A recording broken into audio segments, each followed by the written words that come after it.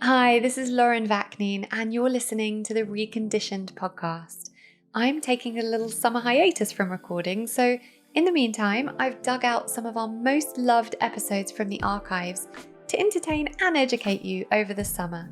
Over the next few weeks, you'll hear from guests such as Bruce Lipton, Jay Shetty, Emily Fletcher, and others, as well as some of the most downloaded Rise episodes. Wishing you a fabulous summer, and I will be back with a very expansive season 11 in the autumn.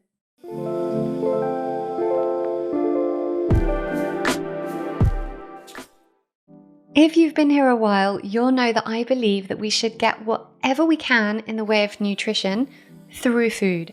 And where we can't get it through food, that's where we supplement. Now, in order to get myself from disabled to completely able-bodied, I had to be really specific and well-researched when it came to supplements, which is why I've been using AMRITA Nutrition for the past decade, more than decade actually, to buy pretty much 95% of the supplements I take and recommend. Now, AMRITA stock the highest quality brands using the highest quality non-synthetic ingredients. Most of these brands couldn't even be bought in the UK when I started taking them years ago, so AMRITA have made it super easy and accessible. And the other great thing about AMRITA is they offer personal support. So if you're not sure of which supplement to order, you can call them and they'll advise you. Now, they're usually a practitioner-only stockist, but you can buy supplements from AMRITA now using practitioner invite code Lauren, which will get you 10% off all supplements. And once you set up an account, that 10% will be applied to every order. I've gone ahead and created a collection of all my favorite supplements with AMRITA to help you out with it, which you can find in the show notes or on my website by typing in AMRITA.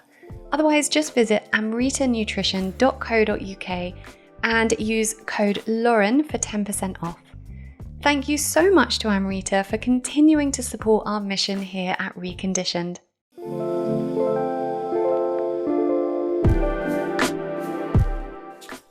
Reality is like the new earth is coming, right? Like we can feel things crumbling. We can feel things being birthed. There is both a sexual revolution and a whole societal revolution happening. And the question is like, what flavor do we want that revolution to be? What do we want that revolution to look like? And my choice is let's not revolt at all. Let's not destroy anything. Let's simply hold the vision for what it is that we want to birth and then feel as good as humanly possible. Let's utilize this vast in like internal pharmacy that nature has gifted us, and then hold that vision while feeling good, which is the secret to manifesting. And let's do it collectively and just simply create the new earth that we would be proud to hand to our children.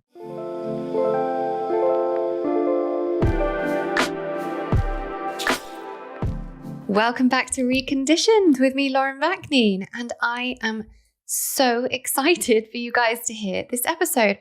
I would actually go as far as to say that this would be within the top 5 episodes of Reconditioned for me personally, not just because of the content, and you will learn loads about meditation and manifestation and sexual alchemy, but just, I don't know, the energy, the vibe of the episode and how it kind of went down. It was just beautiful. And I'm so grateful to Emily for that. It was just so wonderful. So yeah, we speak about in this episode, manifestation, which is how Emily got started in her career here. Well, before that, how she came to that from being a Broadway star. And we had some things in common there, which we speak about right at the end. And then we also speak about how that leads to manifestation. And we talk about what Emily calls sexual alchemy. Now, why I want you to listen to this, regardless of where you're at in your sexual journey, is because the majority of women that come my way are in this place of sexual stagnation, where they don't really know what they like in sex, and actually maybe they're even at the point where they don't enjoy sex anymore, and sex is not part of their relationship anymore if they're in a relationship. It's been lost from the marriage. It's just not something that is even a part of their life. And Emily speaks about why it is important, if we want to manifest a life of joy and bliss and happiness and manifest into our lives all the things we want, why it is so important to reclaim this part of ourselves. And we go deep into that in this episode. So I'm hoping that wherever you are at on your sexual journey, whether you are a tantrika or a sex witch and practicing sex magic and sexual alchemy and however you want to call it, or whether you are in a sexless relationship believing that you are not a sexual being, I would love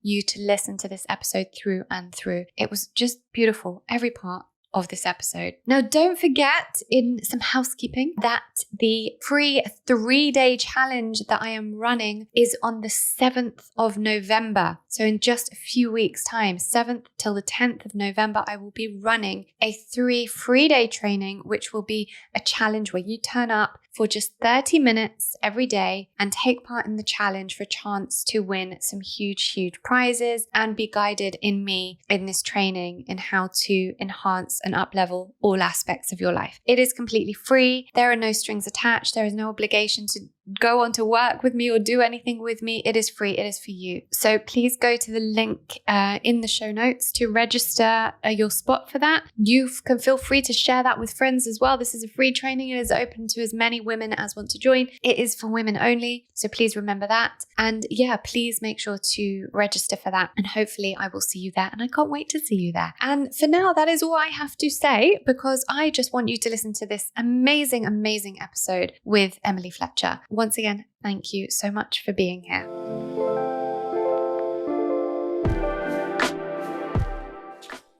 Emily Fletcher is the founder of Ziva Meditation, creator of the Ziva technique, and teacher to over 40,000 meditators, myself included.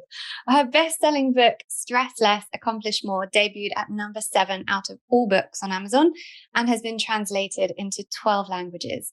In 2021, she launched Ziva Kids, the first meditation course of its kind for kids aged 4 to 14. Ziva graduates include Oscar, Grammy, and Emmy Award winners, Navy SEALs, and NBA players, and Emily's work has been featured by the New York Times, Good Morning America, The Today Show, Vogue, and more. Emily's mission is to give people the tools they need to transmute stress to bliss so they can solve the world's biggest challenges and have a great time doing it. So welcome, Emily. I mean, why not? We could suffer as we solve these challenges, or we could have a great time. I vote, let's have a great time. So true. So Yeah. true.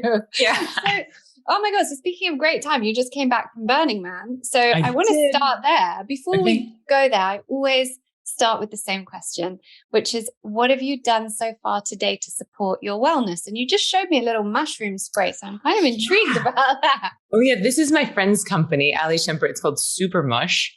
And she has an energy, an immunity, and a chill mix. And speaking of Burning Man, I was at Burning Man for 10 days. I went early to help build. And it's, that place is trying to kill you. It's hot. It's cold. It's dusty. You're sleeping with like giant bass speakers next to you. And it's, by day 10, I should have felt awful. By all intents and purposes, by any wellness experts, I should have felt awful. And I didn't. I felt amazing. I felt alive and awake and rested and integrated. And part of that is meditation. Part of that is movement. Part of that is that Burning Man is the greatest hit of joy on planet Earth, even though it doesn't feel like you're on planet Earth. And creativity and dance and music, like all of my favorite drugs. But I think a lot of that was due to the Super Mush. So thanks, Ali Shemper. Yes. And what else have I done today? I meditated. I did my Ziva meditation practice. And then it's so funny that you're asking this because I've been having a bit of a morning. Like my son just started a new school. He's having some big feelings about it. It was pouring, raining. I went to bed too late last night. So I woke up a little bit on the wrong side of the bed, which doesn't happen to me that often. And I locked myself out of the house. I had to pee. It was just like one of those days. We were late to school. And I was like, I'm going to meditate and I'm going to work out. But at 9:52, so 8 minutes before I was supposed to start this podcast, I still had not worked out. But I did it. I did a 7-minute workout. I changed clothes. I threw on a lip as we were doing our pre-record. And here we are. Here you are looking perfect. So I felt proud of myself because I easily could have skipped the workout this morning, but I just feel so much better. It feels like it lubricates my body when I move my body in the mornings. That's really important actually, isn't it? Because it's kind of that idea of like the all or nothing. If I can't do all of it, I'm not going to do any of it. But actually doing something is always better than doing nothing. Yeah, honestly, like I am not affiliated with this thing, but the 7-minute workout, it's a high intensity interval training app, but you can do it. It's literally 7 minutes, no equipment. You could do it in an airport, in a hotel room. Honestly, you could do it at a subway stop while you're waiting for the train, really, if you didn't care what other people thought. Yeah. But it's just enough. Like you sweat, you move. And I feel like if I do just that every day, I feel pretty strong. It's like a good maintenance program. It's not going to necessarily move you forward, but it's a good maintenance program for me. Amazing. Mm-hmm. Okay. So your work, for me anyway, goes way deeper than just meditation. I am, as you know, Ziva alumni. I'm a big fan of Ziva meditation. And also you've been talking recently about something new, which we're going to get onto, because I'm very excited to start talking about sacred sexuality with you. But you know what? Let's start with Burning Man, because I, as a Londoner, have never been to Burning Man, but my husband and I are thinking about coming next year for our 10-year wedding anniversary. But I've heard that you kind of like need to know people there. Like it's one of the, and I have wanted to go for years. Okay, so I know you now. So you got one friend. You got one friend. One friend at Burning I'm a great friend to have at Burning Man. I want to know everything that happened there, because you were hosting workshops with Layla Martin and doing all kinds of great stuff. Tell me about Burning Man. Yeah. So I started going to Burning Man in 2013. Next year will be my 10th year, my 10-year anniversary. I mean, this was my 5th burn, but I started going 10 years ago. Took a couple years off when I had a kid, and then COVID. So it was cool to be back this year, because it felt like with 2 years off, all of the artists just really brought their A game. And even though, most of my friend group goes to Burning Man, but maybe not every year, but because it was off for 2 years, like all of my friends who burn, like everyone was there. And that was really special in its own way. Yeah. When I first started, I liked the anonymity of it. It felt like a new planet, a new world. I felt like I could be whoever I wanted, and that was cool. But it was 10 years ago. And now it feels like it's so integrated into my life, into who I am and into my friends, that it's actually everywhere I go. Almost I have friends, and that's a different type of different flavor of awesomeness. Absolutely. But it's, that it's intense. Like it's, you're camping in a desert that's trying to kill you. It's not really hospitable to humans. It's really hot and really dry, and it's dusty, and you're biking everywhere and dancing everywhere. So you have to be resilient. And I feel like it weeds people out, because you have to bring your own water, your own food, your own shade structure, bikes, clothes. And it's about self-sufficiency, right? Like you have to be able to provide for yourself.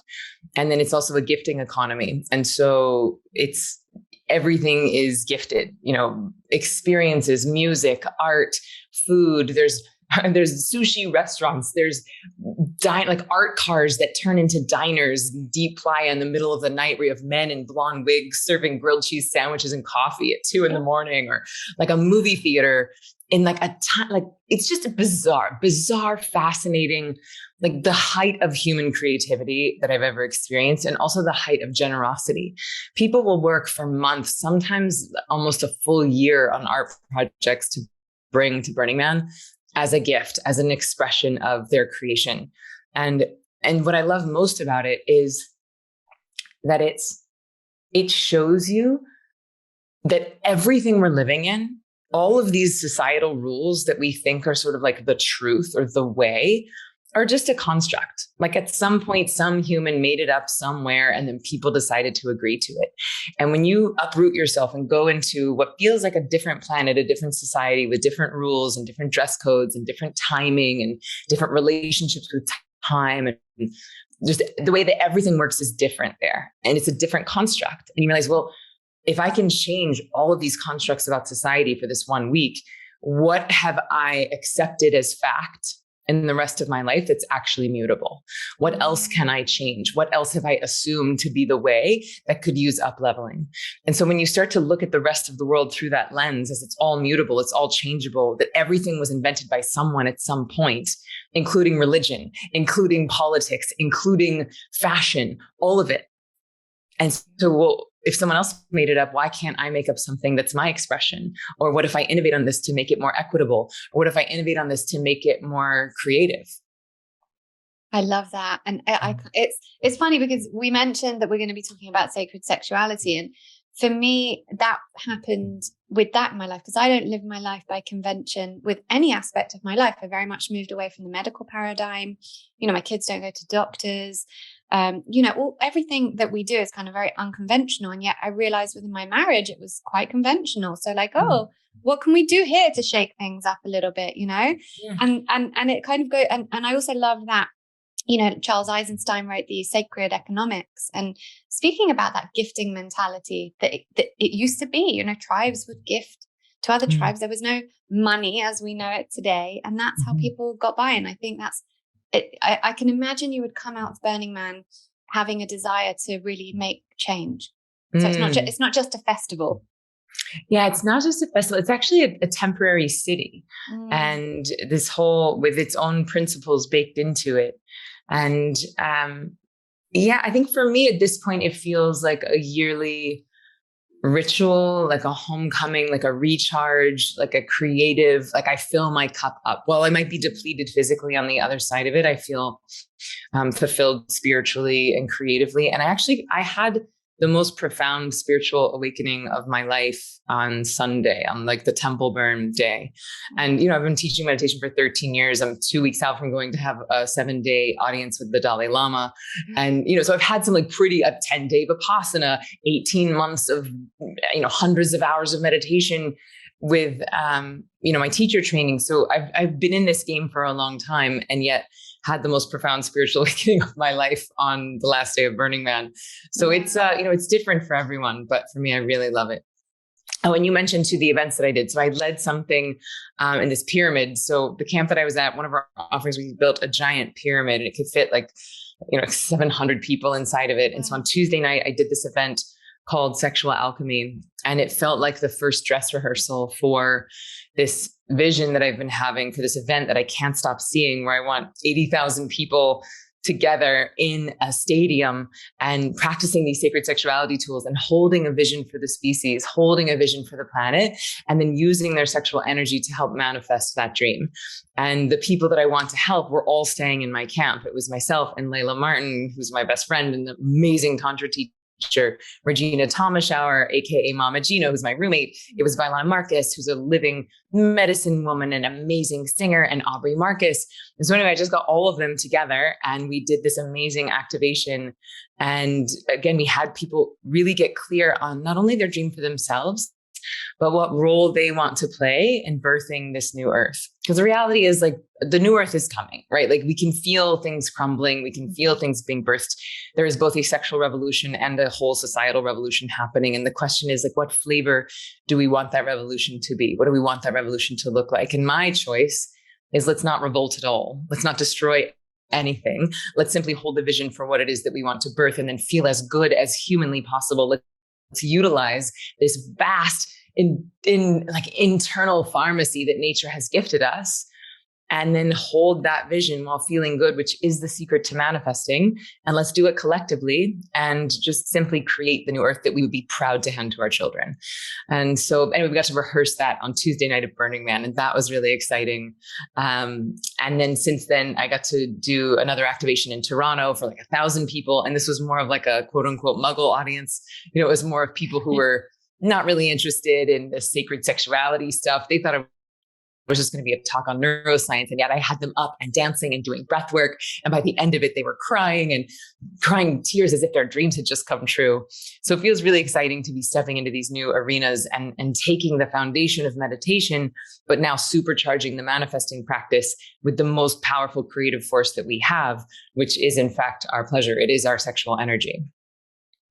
Where does this passion come from? Have you always been like this? Is it that you found your passion? Like, wait, I know you were a Broadway star and that's how you started off. Were you like that? Were you this passionate about Broadway, or did this come because you've really found something that is your calling? That's a great question. I mean, I've always been pretty energetic and I've always been passionate. And yet there is a deeper fire that comes. There is a clarity and I think a resonance that comes when you know that your gifts are being used to serve what you see to be the greatest need of the time. And this actually is what I would call the conscious design of happiness. How do my gifts best serve the most pressing need of the time? And weirdly, all of this sacred sexuality work for me is actually about planetary regeneration. It's about reversing climate change. Because that's the thing that I think is like the most important. I think it's the most urgent challenge that we're being asked to solve. And I don't know how we're going to solve that with our most creative force behind our back.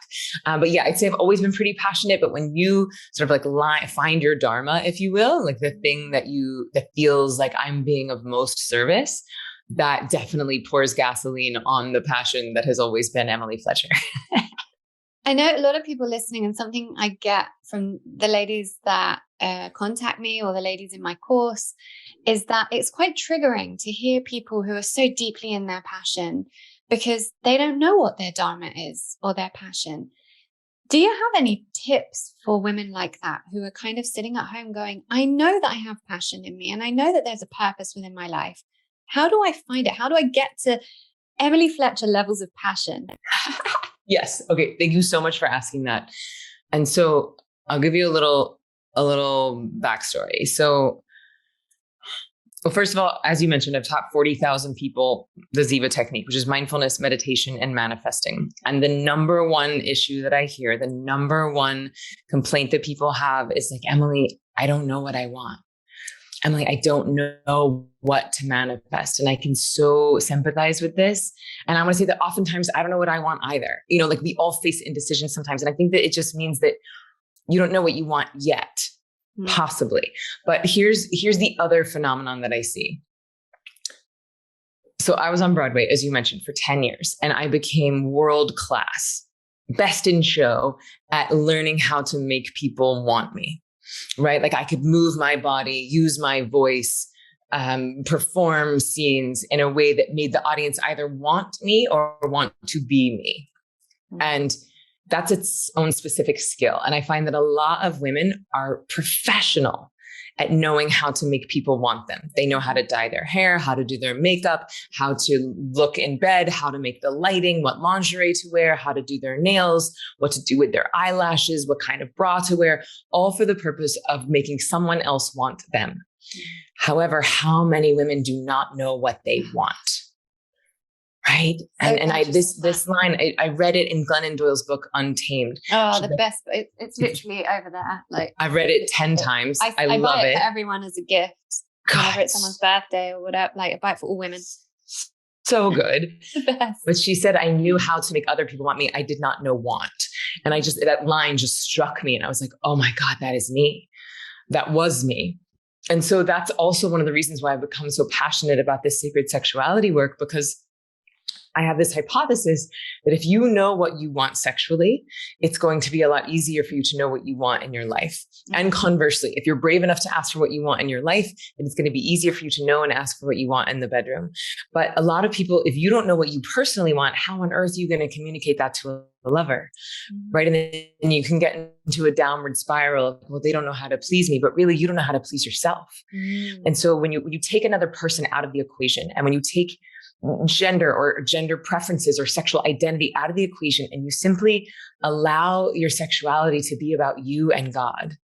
And I'll define the word God because I know God can be very triggering as well. I define God as the collective consciousness of all that is, right? You can call it your soul, nature, the universe, your higher self, whatever you want to call it. But if you make sexuality about you and your soul, and you give it the time and reverence that it deserves, when you see it actually as a purifying force that can bring you closer to God, then we can reprioritize it rather than it being something that's shameful or dirty or wrong or selfish or lustful or a deadly sin or slutty or whatever else conditioning that we've all been swimming in. It's really hard to prioritize that, right? It's hard to make time for something that you secretly think is bad. And so if we let go of some of that conditioning and prioritize it as this sacred act that also can help you get what you want. Right. And if I'm being fully honest, I did not prioritize these practices until I understood their power to help me manifest. I'm embarrassed to admit that, but it's the truth. Because when we know that we can get something, we're like, right, let me do that because it's going to help me get the end goal. Totally. And it's embarrassing, but it's the truth. And the same, my book, Stress Less, Accomplish More. It's what I've been doing for 10 years. I've been taking the very powerful medicine that is meditation and wrapping it in the candy coating of like, hey, this is going to help you make more money and have better sex. And now it's interesting that it's almost like I'm taking this medicine that is sacred sexuality, but wrapping it in the medicine of like, hey, it's going to help you fuel your dreams. But good news along the way, you're going to decondition generations of slut shaming and generations of shame that's been very consciously designed to divorce you from your own divinity, right? Because people who know how to plug into God, people who are truly sovereign, people who are sexually liberated are very hard to control, right? And so, the sort of more recent dogmatic, patriarchal, monotheistic religions have been in cahoots with governments for a while, and sort of we've been taught to think that sex is somehow taking us from God, when recently I found that nothing could be further than the truth. And when you ask people, hey, how do you feel after you orgasm? Most of them say connected, blissful, supported, home, clean, pure, joyous, delighted, full of possibility. Like that's how we feel in that state. Yeah. And so who are we going to let taint that for us or divorce us from that gift? And so to me, it's just about a reclamation. Fun fact, humans take in more information in one day now than they did in their entire lives in the 1700s. No wonder we're overwhelmed. Our brains and bodies simply haven't evolved to manage this level of stress. And until that evolution happens, if we want to be well in mind and body, we need things that help alleviate this stress. For me, one of the key tools in my daily wellness toolkit that does this is the SENSATE. And if you've been here a while, you'll know how genuinely obsessed I am with this product. It is a piece of health tech that fits in the palm of your hand, and it basically sends infrasonic waves through the chest to activate the vagus nerve and calm the autonomic nervous system while you listen to the specially composed audio within the app. I usually use the SENSATE for 10 to 20 minutes before I sleep to reduce cortisol levels, calm my brainwave states from the hectic day, and send me into a deep sleep. Clients or friends of mine who have a SENSATE have told me that their sleep has never been so good. People who usually struggle with sleep just wake up in the same position they went to sleep in. Everyone needs a SENSATE, in my opinion, and I particularly recommend it to anyone who suffers from overwhelm or anxiety, and anyone who wants to deepen their meditation practice. And you can get £30 off the SENSATE by visiting getsensate.com and using code Lauren30. That's GETSENSATE.com, Lauren30. Thank you so much to SENSATE for supporting our mission here at Reconditioned. So we were going to go into meditation first, but we're here, so let's do this. Great, here we are. So we're talking about, you've mentioned that about women kind of not knowing what they want, but the challenge that I see with a lot of women who I work with is that it's not just that they don't know what they want, it's that they believe they don't like sex. And I would say maybe as high as 70% of the women who come my way don't see themselves as a sexual being. In my course, we have a divine feminine module. We have a section in there for sacred sexuality.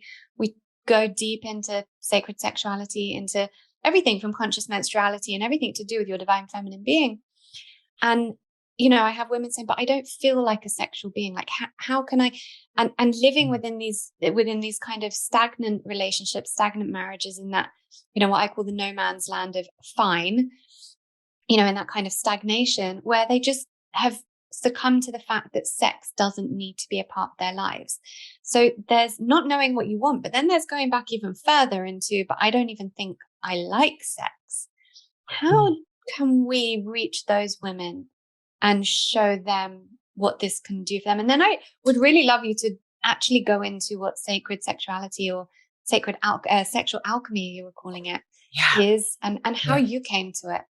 Yeah, absolutely. So first of all, I just want everyone to know, like, if that's where you are right now, like you can't even remember truly what your full pleasure feels like, or that your relationship with sex has become tainted, that it feels even painful or not enjoyable or numb or triggering or scary, please know that you're not alone. Yeah. And there's nothing wrong with you.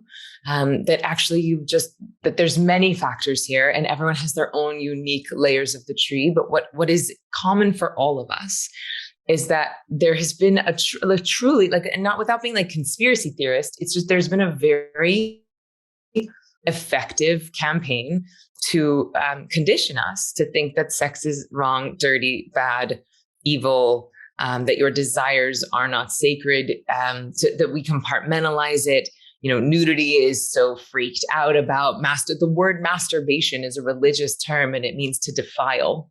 Well, didn't Charles Darwin even say that masturbation was one of the worst evils of our time? And he also said that women, a well-bred woman should not have any sexual desire. And this was Darwin, who we took all our scientific and evolutionary dogma from. So, so you're saying this isn't conspiracy theory, but what is conspiracy theory? Like, let's look at where we learn about evolution and who we listen to. That's one scientist, one very, very influential scientist. But then think about every religious leader. Right. Like I grew up Southern Baptist, right? With sweaty men in khaki suits yelling at me, telling me what I should and shouldn't do with my body. And, I remember them talking about dating and being like, this preacher saying, well, when my daughter goes on dates, that man's going to have to crawl over Matthew, Luke, Mark, and John, like all of the chapters of the New Testament to get to my daughter. And just even that inherent slut shaming that happens. Like if I have a boy, fine. But if I have a girl, I'm going to protect her and she's never allowed to go on a date. And it's like, wait a minute. Why did we decide that sex is okay for one gender and not okay for the other gender, especially when we're in a heteronormative society that's supposedly heralding heterosexuality that takes two different genders in order to make that. So it's just so absurd. And so we've got the conditioning, right? That we're all sort of swimming in, just like we're all swimming in misogyny and patriarchy and racism. Oftentimes you can't see it until you start to shine a light on it or actively start to dissect it. But then on top of that, there's a lot of sexual trauma and sexual abuse. They say it's at least 1 in 4 people. It used to be 1 in 4 women, but now we're starting to learn that it's all genders, 1 in 4 people who have had some sort of sexual trauma. And that obviously is going to shade your relationship with sex. And that requires real healing. It requires real time and attention, just like any other excavation would. But so worth it, because in healing that, you're going to find that everything else about you integrates as well. I'll say that once I turned 40, it was like the beginning of the pandemic. I was 40. I was about year 10 of that relationship. And I certainly started to believe that this is just how it is now. This is just this chapter of life. This is just married 40s life. And then but the reality is I was just not in a great fit for me. And so I asked for a divorce. And 3 weeks later, I met Layla Martin, who is truly one of the world's most profound, extraordinary Tantra teachers. And she's now my best friend. Oh, aren't you lucky? I'm the luckiest. and I met this amazing man named Adam, who's now my partner. And he and I were in a long distance relationship. I was in New York, he was in Austin. And so a few things happened. One, Layla very kindly and generously has initiated me into a lot of these practices. She taught me what she calls sex magic, which is the art of, cultivating your own sexual energy and using it to fuel your desires and dreams. She initiated me into energy orgasm and even ecstatic play. And then she very kindly invited me to her week-long teacher training retreat, and so much breath work, so many initiations. And really, she's an exquisite teacher. So anyone who's thinking about maybe they want to be a sex, love, and relationship coach, or if they want to go deep down this rabbit hole, I would highly recommend checking out laylamartin.com. She reintroduced me to Regina Thomasschauer, also known as Mama Gina, and she's now my roommate. Now, Regina is 65 years old. She wrote a New York Times bestselling book called Pussy, A Reclamation. She's been teaching goddess also practice. On my shelf. Oh, yeah, it's so good. And she's been teaching, courtesan practices, ancient goddess traditions for 30 years. Mm-hmm. And so to live with this woman, to see the amount of radiance and joy and pleasure and strength and clearing that she brings to every single day, and how she really excavates her pain and trauma so that she can get to pleasure as almost as a religion, right? That as a daily practice. And so my life has changed very much. And in my long distance relationship, the thing that happened is that we both had to grow our energy bodies big enough to be able to connect. And now I had never even had phone sex, right? I was 42 years old, never had phone sex. That felt very embarrassing, very shy to me. And now I would call us like Olympic, like cosmic Olympians at video sex. And also having grown our energy bodies so that it didn't even feel like long distance. It felt like we were actually interacting with each other. And then once you understand that sex can be energetic, then it opens up a whole new world. So perhaps if you have a latex allergy and condoms are irritating, or perhaps if you have some sort of a birth trauma and intercourse is painful, or perhaps you're trans and you don't really identify with your body, or perhaps you just have a headache or something, you just don't feel like being physical. When you open up the energetic side of these things, you could have a heartgasm. You could have a braingasm. You, as a person without a penis, could penetrate someone who does have a penis. Like, the game just gets so much more interesting when you're not limited exclusively to the anatomy. And it really changes your sense of self. You start to see the duality and polarity inside of yourself, because you start to identify with both the male and the female parts of you, the masculine and feminine parts of you. And I think that if everyone were to do that, then the misogyny, the transphobia, the homophobia that's so rampant in our society would change, because we would start to see the everythingness inside of ourselves versus othering everybody or trying to find more containers. We'd just be like, oh, today I'm feeling this and tomorrow I might be feeling that. And so, hey, you're feeling that today. Tomorrow you might be feeling more like me. Like, you find this sense of unity when you see the infinite possibility that is inside of you. I don't even know where to start there. I know, I just fire hosed a lot of things. So much to open up. I mean, where does one learn how to do all of this for a start? Okay. Well, I'm about to do my first retreat. I'm about to do like a deep dive into these practices. And I don't know when this podcast is coming out, but it's happening November 10th through the 13th, which is really exciting. It's going to be in Costa Rica. And this is going to be a time to really allow me to see, like, what's this new transmission that wants to be birthed, and how does nature want to use me with this, 13 years of meditation, 10 years of teaching and neuroscience and manifesting and dance and singing and vocalizing, and like taking all of these powerful ingredients that I've been collecting over the past 43 years and seeing how they can be of best service to people who don't know what they want, to people who might be divorced from their own pleasure, for people who want to make a difference, who want to find their passion, but they're not really sure how, for people who maybe don't identify as a tantrika or a sex witch, who don't want to go to a full tantra training, and yet they want to inhabit their full pleasure. That's what we're birthing here at Ziva. And so that's one way. The other way is I highly recommend LeilaMartin.com, Pussy, A Reclamation by Regina, or MamaGinas.com. And then know that we are birthing a lot of this at Ziva. And after the retreat, we're going to start working on our own online course, which is really exciting. And then hopefully soon we'll be selling tickets to these stadium events, because I'm not kidding when I say I want 80,000 people climaxing at the same time, holding a vision for the species, just as an experiment. People like, that's I'm there crazy. for that experiment. I'm going to be there. It's like, that's crazy. And I'm like, no, what's crazy is humans going extinct because we robbed the planet of its natural resources. That's crazy. And to just allow that bus to continue to drive off the cliff, that feels insane to me. But utilizing the most powerful manifesting tool that we have collectively, and spending at least as much time in a day holding the vision for what we want to create as we do speculating about worst case scenario, that is how I like to turn this ship around.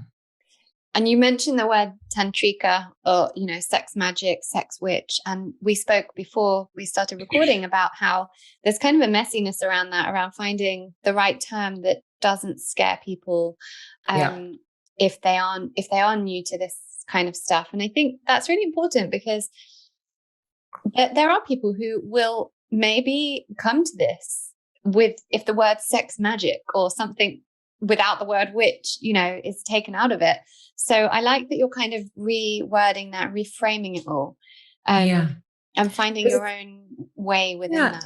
It's really quite simple. I just came back from sabbatical, and my job on sabbatical was to kind of like rebrand this stuff, find new terms that actually speak to the scientific reality of what's happening in the body. Like when you're in peak pleasurable states or orgasmic states, your electromagnetic field gets very big. Like it actually can 10x in size versus when we're in fear, shame, guilt, anxiety, that electromagnetic field, it shrinks. Right. And so if you think about it as your magnet is turning on and getting bigger, of course, your ability to magnetize the things that you want in your life is going to get stronger. Also, when you're in those orgasmic states, all of the chemical cocktail that you need in order to manifest, dopamine, serotonin, which are like the baselines for manifesting, but now you add oxytocin, which is the love hormone, and then you add even adrenaline to amplify things, and norepinephrine, then you're like, oh, you start to play with some pretty powerful endogenous pharmacology. And OPS, you've also sort of transcended the prefrontal cortex and started to access the entire cognitive ability of the brain, which, I would say is like plugging into source. But really what's happening is that you're bringing that energy out of the amygdala, which is the fear center of the brain. And then that energy sort of spreads around the whole brain. So the brain in an orgasmic state looks similar to a brain on mushrooms or LSD, where it's like the whole thing is lighting up. And so these are the ingredients that we all know that we need to manifest. And the thing is, you're already doing it. Likely you're already having some form of sex. It might be with porn or vibrators, or, it might be in ways that don't necessarily feel sacred to you, but that's an easy change, right? It's just giving yourself time and space. Maybe take a break from porn, maybe take a pause from the vibrator, maybe give yourself the time to be curious about what it is that your body loves and what it is that your body actually wants. But if you're trying to make your body feel or do something that some porn star is doing that's not your actual nature, it's going to feel weird. It's going to feel off. And I think that it's actually like the perversion of sexuality that we feel is dirty or wrong. But if you can reclaim it and see it and use it and experience it as holy, then it's going to change everything. It changes you cellularly. So it's actually sexual alchemy is a tool, maybe the tool for manifestation. I think there's a lot of ways to manifest. This is just the most powerful way that I've found. And so when I say sexual alchemy, there's a few different ingredients there inside of that container.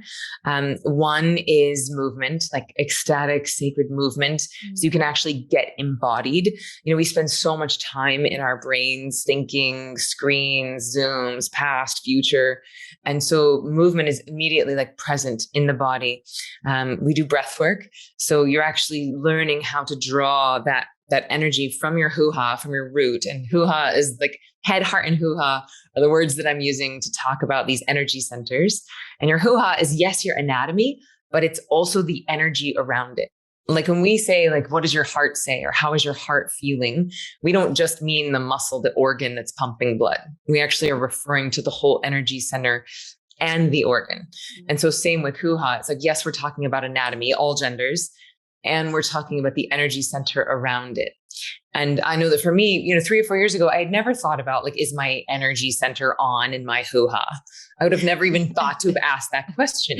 Right. And yet once you start to move through life, like, you can use your sexual energy for things that aren't sexual, right? Like, you can walk into a cocktail party with your sexual energy on in a way that's not predatory, that's not slutty, that is actually just magnetizing and electric. Right? It's captivating. I went to see Hugh Jackman in The Music Man. And I was like, talk about a man who knows how to use sexual energy. It's not even sexual, right? He's not smarmy or sleazy or gross. You don't feel predatory vibes from him, but almost everyone falls in love with him. And you can feel and see that his sexual energy is turned all the way on, and he's flowing it through all the other energy centers in his body. And, great politicians, great pop stars, great celebrities, movie stars, like, they all know, if whether they're doing it consciously or not, if you really start to tune into it, you can see, and you can see the people that are separated, right? Like head and body. And that was me a few years ago. Like I was so intellectual. I was so driven. And it's, again, embarrassing to admit that here as a meditation teacher, I wrote a book called Stress Less, Accomplish More.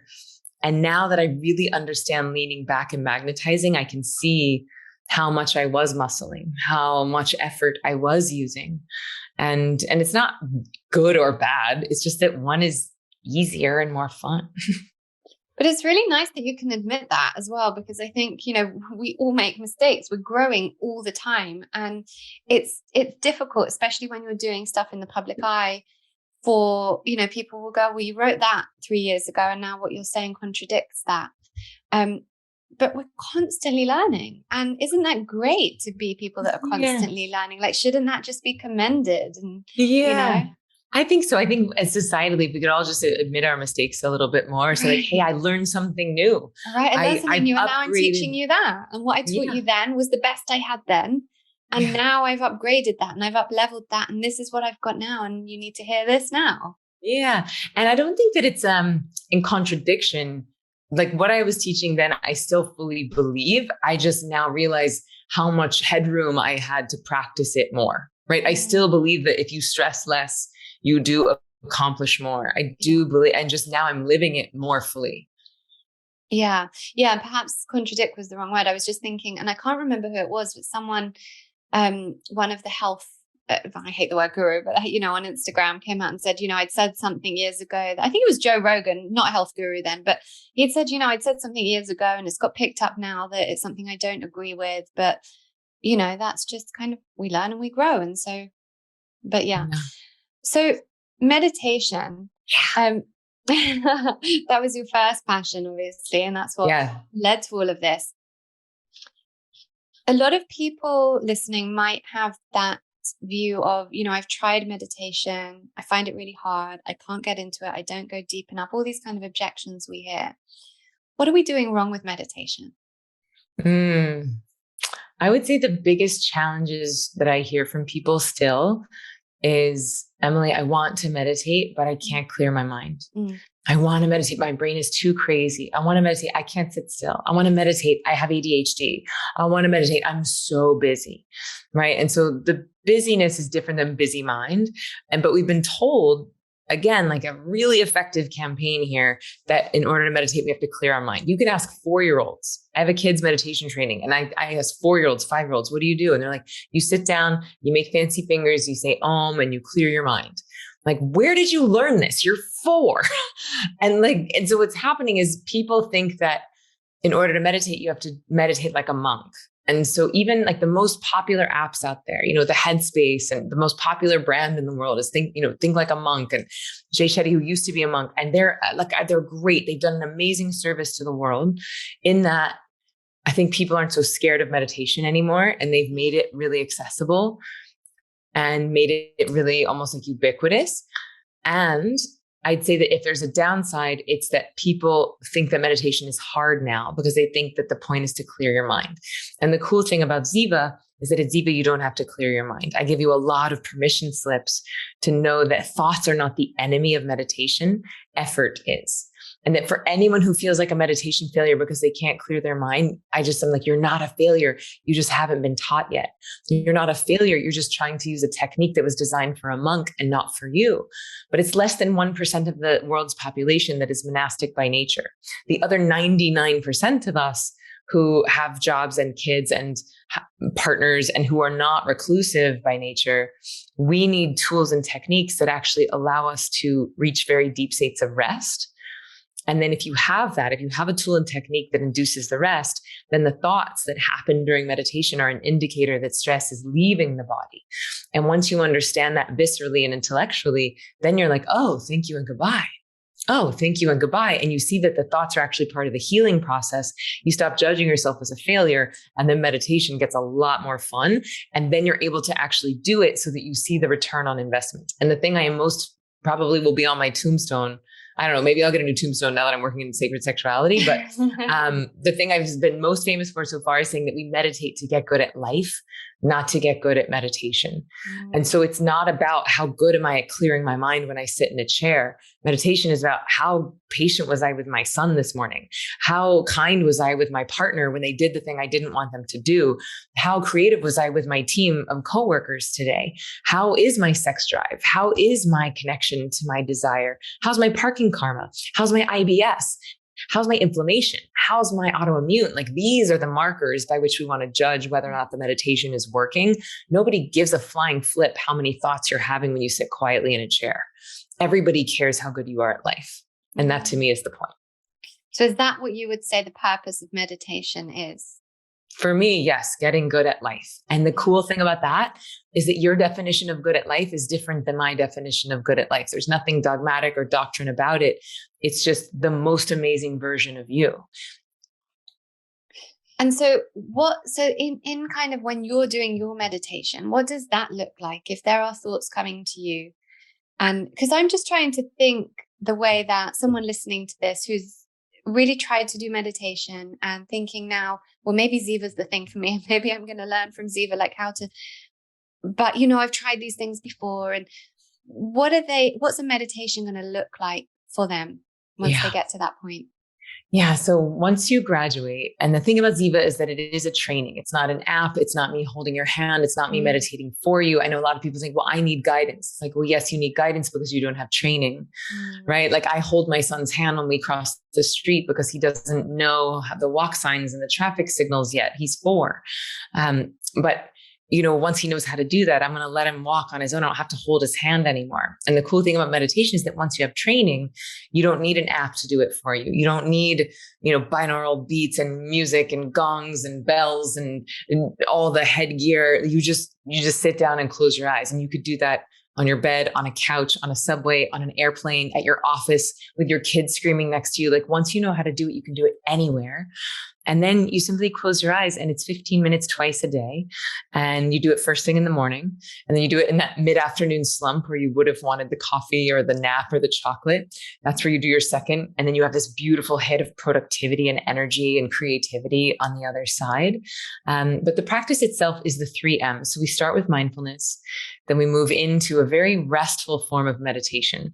And this style of meditation is likely different than what anyone else has tried or done before, where you're not clearing your mind, you're not focusing, you're not concentrating. Thoughts are not the enemy. It feels like a nap, honestly. Like, you get sort of like the head bob. It doesn't look that good on Instagram, but it feels amazing. And then after the meditation is where we do manifesting, right? And then every day, twice a day, where you access source energy, where you have this dopamine and serotonin flowing through your body, then you ask the question, what would I love? Right? What would I love? And then from there, you get to imagine this dream as if it is your current reality. And then that's it. So twice a day. So that's the practice. And as far as like when you're having thoughts and what do you do with that? And what do you come back to? Like, all of that is inside of Ziva Online, which is the course that you took, which is just 15 minutes a day for 15 days. And then once you graduate, you have it to take with you for life. Yeah. Beautiful. I heard you say once that using an app for meditation is a bit like having an AA meeting at a liquor store. Can you explain that to me? Yeah. So I have gotten a lot of flack for that, and I probably will continue to. But look, almost everyone I know has a cell phone addiction, right? It's something like people are on it somewhere between 8 and 10 hours a day. Yeah. We're on these things between 8 and 10 hours a day. We know that the light first thing in the morning is terrible for our brains. We know that the light last thing at night is terrible for our circadian rhythms and sleep.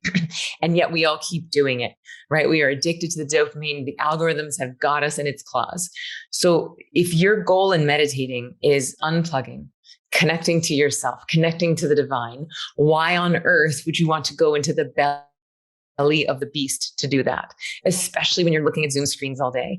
And so the cool thing about Ziva is that, yes, we use technology to administer the training, but after that 15-day training, you don't need a phone or an app or a screen. It's just you and your soul, and you can do it anywhere with no Wi-Fi, your phone's not charged, no headphones, no earplugs, no problem. You just close your eyes, 15 minutes, and you come out having had the equivalent of an hour and a half nap, but with no sleep hangover. You come out on the other side so much more clear, so much more rested, so much more creative, so much higher sex drive. And you've just manifested your dreams as well. So, and look, I'm not anti-app. Like, I think there is a time and a place for them. If you actually want guidance, if you're like, oh, I'm having an immune issue and I want a guided visualization to help me heal, or I want a guided visualization to help me fall asleep, or I want a guided visualization to help me get ready for my sexy date. Beautiful. But so the differentiation here is that, and I'm probably one of one that use this terminology, but I would call all of that, all of the apps, anything that's guiding you, anything where your left brain prefrontal cortex is online, I would call that mindfulness. And so a guided experience there would be a visualization. And that's what most of them are doing. They're having you count your breath and picturing your chakras, imagining a waterfall, picturing yourself in a situation, which is all left brain cognition. Great, beautiful, wonderful, very good at creating a state change. What I teach at Ziva is giving you a trait change. It is healing you on a cellular level because it's giving your body rest that's 5 times deeper than sleep. And it's de-exciting your nervous system. And when you de-excite something, you create order.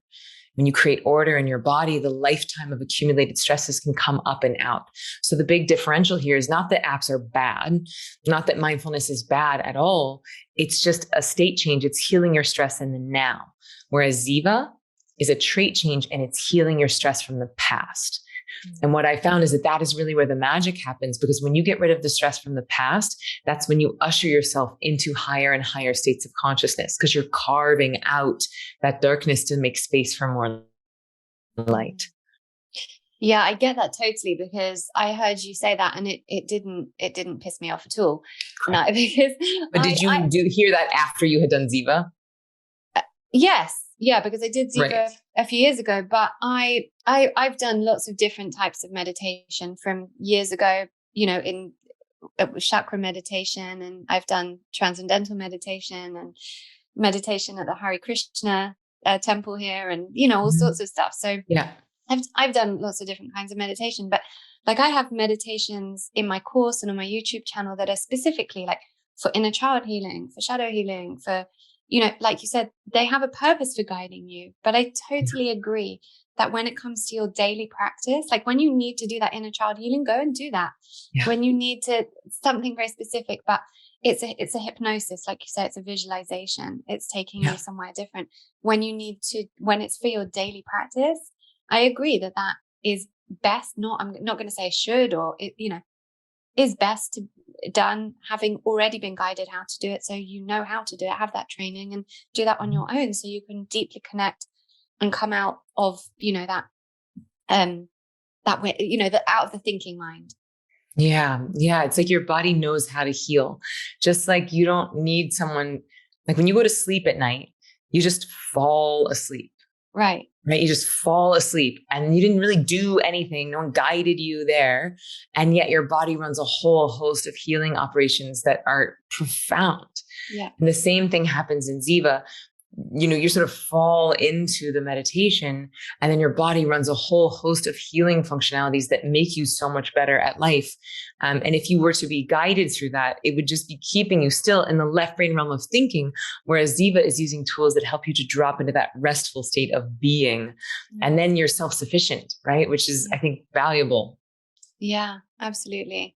And I think a lot of people listening to this now will have that clarity of mind to know, oh, I did think that because, you know, I am a really stressy person, or I have ADHD, or, you know, meditation has never worked for me before, that now, okay, maybe I'm going to try that again. Now I get it a bit more.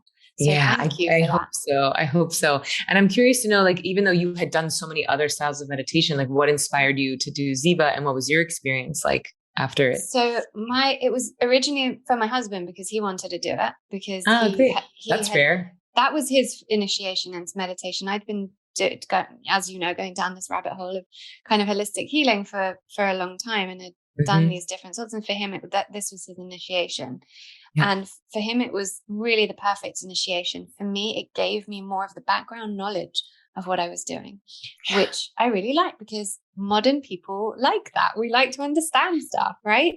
So I've learned, you know, it was about Well, I started meditating when I was 18, so it was 20 years ago. Wow. And that was through chakra meditation. And then I did TM about, I don't even know, many years ago. And that was great. But with TM, it's a lot of, and I'm not bashing TM. I think it's brilliant and I still love it. And I go in and out of doing, I've kind of like crafted my own way of doing meditation at this point. And some of that is TM. Some of that is what I've learned through Krishna consciousness. Some of that is chakra meditation. Some of it is Ziva, some of it is kind of just, I don't know, like me going off doing my own thing and some other realm, I guess.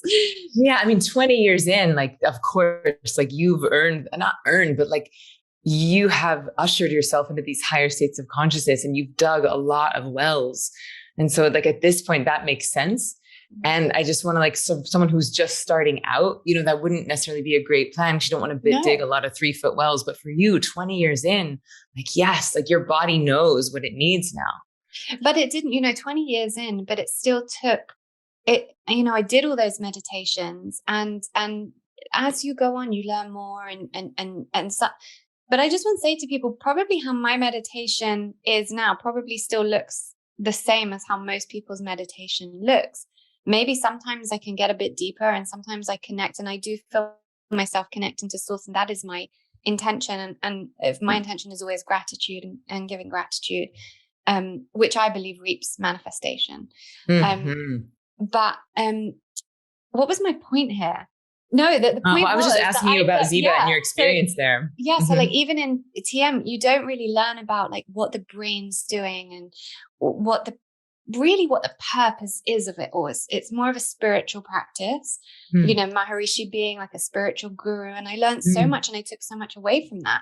But in Ziva, it gave me the knowledge, the understanding, really the scientific overview of why we meditate, why it's important to it, why we need it, why it's so important in the modern day, and how you can make it work for the modern day person. So that was what Ziva was for me. So I want to thank you for that.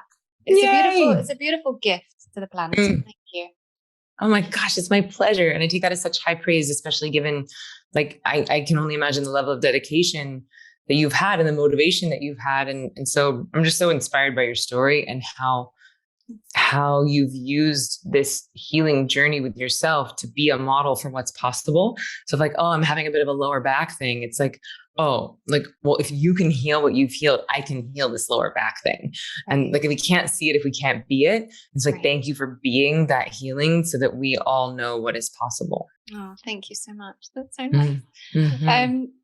And I'm going to be at your experiment. So when it's happening, you're going to let me know because I'm going to be Don't worry. I'll be shouting it from the rooftops and I'm going to need all of us there. Like I'm going to be there with all my girlfriends as well. And we're doing great. My last question before we wrap up and just go to quick fire round is this is just like a very on the surface thing. I'm just interested to know which Oscar and Emmy award winners you taught meditation to. Oh, okay. Well, let's see. Who can I share? Some are private, but who can I share? Well, fun was I taught Channing Tatum the week that Magic Mike came out, and I was staying in their guest home, and my ex-husband was like, the ad campaign was like, ladies, in 3 days, your boyfriend will seem inadequate. And he was like, cool. Oh my God, that's brilliant. That was a fun one. Barrett Foa, who was on NCIS LA, Sigourney Weaver, Michelle Williams. Who else?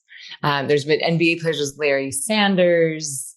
It's been a fun ride. Do you think, do they all take it seriously? Like, do they implement it into their lives properly? I'm not talking about the people you mentioned, but generally kind of, high achieving people in the public eye that are doing it. Is it kind of like hey, I meditate now, or are they actually doing it? I think it depends on the person, but I think with people, when they're using their bodies and their minds and their emotions as their instrument and as their vocation, I think they take it the most seriously, because for an athlete, it's like, it's your recovery time. For an actress, it's your ability to feel the full range of your emotions, because without it, like, we all have our own trauma. We all have our own guardrails. We all have the calluses that we built around our heart to protect it. And meditation helps to soften those calluses and feel the full spectrum of emotions. A lot of people think, well, meditating now, so I'm just going to think about unicorns and fairies and sunshine. But actually, no, it's like, it wrings you out. Yeah. It wrings you out. And so that all that trauma and shame and conditioning and stress that's been stored in our cells starts to come up and out. But it doesn't erase the memory of it. So for an actress, it's like the calluses have softened, and yet now I have greater access to play all 88 keys on the piano. I used to teach acting, and I would go, and that was like my first, like when I was first starting to become a meditation teacher, I was also teaching acting. And so I was talking about meditation all the time. So a lot of my acting students would come and be initiated and take Ziva. And people would go from being unwatchable, like just really bad beginner intro acting, like, look how good I can act and look how good I can feel, like unwatchable. And 2 weeks later, they're getting standing ovations in the middle of their scenes. And it was, and it wasn't just one, that happened again and again and again and again. And so that's why I got so excited about teaching artists and high performers, because I could see the actual like exponential difference that happened in their performance within weeks.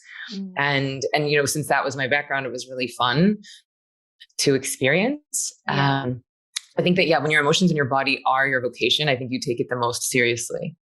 Yeah.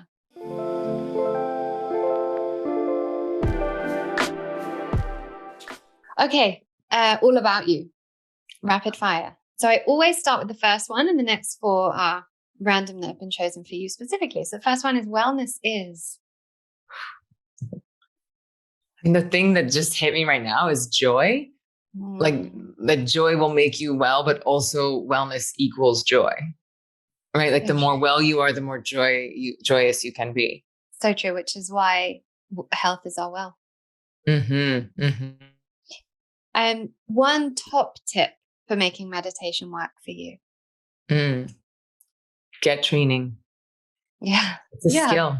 It's a skill like any other skill. You wouldn't expect yourself to start speaking Japanese without taking a class. Why on earth would you expect yourself to meditate without taking a class? So true. Such a good point. What was the best and the worst part about working on Broadway? Ooh, the best getting to know you a bit here. The best part about working on Broadway. I love creative people working towards a common goal. Like it became my religion, you know, it was, or really it became my church, right? Because you're singing together, you're dancing together, you have a community of like-minded people, you're creating this service of healing people through art and everyone connecting to their own divinity through singing and dancing and then doing it in unison, you know, to sing in harmony, to dance in unison. Like it's really quite sacred. And so that was my favorite part. It was always the actual singing and dancing in a group and the community of it. And the worst part was the worst part. The worst part for me was when I was in a chorus line and it was pre-meditation and I was understudying, and it was truly I just felt like I was failing all the time. I felt like I was in this cage and I was trapped and I couldn't quite sing it and I couldn't quite dance it. And I never knew when I was going to be thrown on. And the stress was making my voice worse. And the stress was keeping me from sleeping. And then not sleeping was disallowing me from performing. And I felt like I was just in this trap that I couldn't get out of, that really felt like hell, like its own flavor of hell. I remember having dreams that I was being possessed by the devil. And I was trapped in grocery store in between the sliding doors and in the vestibule. And then I learned meditation, and the first night I slept through the night for the first time in 18 months. And it just changed my life so much that, it changed everything. Left Broadway, went to India. What's that? Because the adrenaline of being on set and or being, on a theater, in the theater is just, you end late at night and there's so much adrenaline and somehow you've got to bring it all down. And it's just, believe it or not. And I don't even know if I've ever mentioned it on this podcast in all 91 episodes. I used to be an actress before I got really sick. Yeah. And I was in a production. It was only in my college of a chorus line. And that was when I had this big flare up that led me into the depths of hell. And I couldn't do the part that I was meant to do. And so I was, one of the background. What part were you supposed to do? Well, we were auditioning for a Fletcher. I don't even remember the name. Judy, Sheila, Val. I feel like it's Sheila. I That don't was know. my part. It wasn't whose tits and ass? It wasn't tits and Val's tits and ass. Right, She it was at wasn't the that. ballet. She was at the ballet, and I don't remember. Judy, I Bibi, remember I Maggie. was like 17, and I remember auditioning for this part, and then having to go and have my knees drained, and doing so much damage because I should have been resting from trying to audition for this part that I ended up not getting really any part. And I have this thing about a chorus line now because that was like the beginning of the end of my acting career. Wait, that's nuts because I'm the same. Like understudying on chorus line is the thing that drove me to meditation because it was such a fucking nightmare. Yeah, and then look where we both are. So wow, thanks a chorus line for creating a living hell that we had to work our way out of. Oh my goodness. Okay, so last one, something you hope to pass on to your son that you had to learn for yourself that wasn't necessarily passed on to you. To trust himself. Mm. He can trust himself. He can trust his feelings, and that he can trust even his fear, that like his voice matters and his thoughts and feelings matter, and that he can like trust himself. Amazing. Do you know what? This has probably been one of my most favorite episodes. So thank you so much. I really enjoyed every second. Me too. I will be putting everything in the show notes, but you have very kindly offered listeners of Reconditioned your brand new masterclass. So that's at zivameditation.com/podcast, which is where you'll be teaching 3 secrets to reduce stress, overcome anxiety, and improve sleep in 15 days or less. So please make sure you head to there, and I will put that link in the show notes. Where else can people find you? So we're all over social media at Ziva Meditation, Ziva Meditation. And my personal Instagram is Emily Stella Fletcher, but it's mostly just pictures of me and my son. Maybe one day I'll start doing more content, but now it's just it's real cute though. It's real cute. Amazing. Emily, thank you so much. I'm so excited for this to air and for everyone to hear it. And keep in touch and keep me updated with everything that's going on. Yes, what a treat to get to know you. And thank you again for shining such a bright example.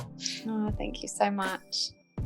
I hope you enjoyed this episode of Reconditioned. I am honestly so grateful to each and every person that tunes in. Thank you also for taking responsibility for your own well-being. You should know that just by choosing to listen to podcasts like this that further your well-being, you're moving more deeply into abundance consciousness. Now, don't forget, I have a bunch of free resources over at laurenvakneen.co.uk, as well as every recommendation you could ever need in regards to your well-being on the LV Recommends page, all categorized for your ease. Thank you also to our sponsors. These episodes would not be possible without them, so make sure to check them out and get some pretty awesome discounts on the show notes. And of course, make sure you're subscribed to the podcast so that you can get updated each time a new one is released. Thank you. I appreciate you.